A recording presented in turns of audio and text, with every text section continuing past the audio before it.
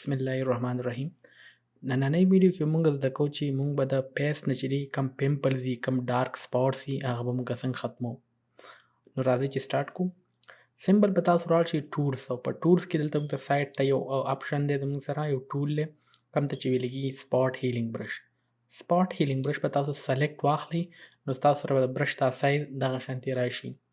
میبي ستاسو د برش سایز سمال وي سم ټایمز چې هغه داسې غټ وي نو تاسو به سمپل څه وکئ په اوپن بریکټس چې ستاسو په کوم کیبورډ باندې دی اوپن پرنتیسس په هغې باندې چې دی ستاسو د برش سایز چې دی هغه ورکوټه کېږي او په کلوز پرنتیسس په کلوز بریکټس باندې چې دی د دې برش سایز چې دی هغه زموږ سره څه کېږي سیوا کېږي.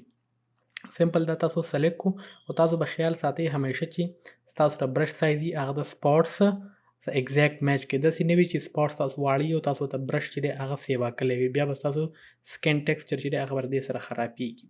زه به برش دغې سپاټس ریلیټډ واخلم څومره چې سپاټس دي او سمپل به تاسو په هغې باندې کلیک چې دی اخلئ. څومره چې ستاسو په فیس باندې سپاټس دي په هغې باندې تاسو کیرفولي چې دی کلیک اخلئ. زیات غټ په نه دغه کوئ ځکه چې ستاسو بیا د فیس هغه ټیکسچر چې دی هغه بیا خرابېږي. نو څومره چې سپاټس وي نو هغه تاسو په دې طریقه باندې ایزیلی ختمولی شئ. دا زموږ سره چې دی کمپلیټلی موږ سپاټس چې دي هغه ختم کړله. که زه تاسو ته اوس ریزلټ وښیم دا بیفور دا آفټر دغه شان دي تاسو څه کولی شئ دا ریموو کولی شئ. نو دغه طریقه باندې تاسو اني فیسز باندې ډارک سپاټس یا مطلب واړه سپاټس هغه تاسو په دې طریقه باندې ختمولی شئ.